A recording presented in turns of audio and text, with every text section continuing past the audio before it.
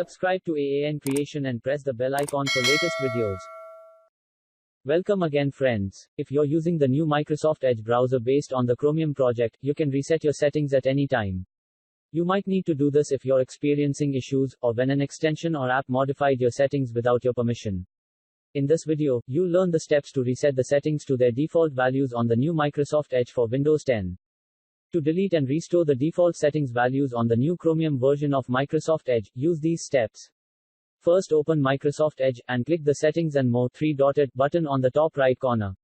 Next, select the Settings option, and click on Reset Settings. Next, click the Restore Settings to their default values option, and click the Reset Settings button. Once you complete the steps, the browser will reset the Startup page, New Tab page, Search Engine, and Pinned tabs. In addition, this action will disable all your extensions and clear the browsing data. However, your favorites, history, and passwords will not be deleted.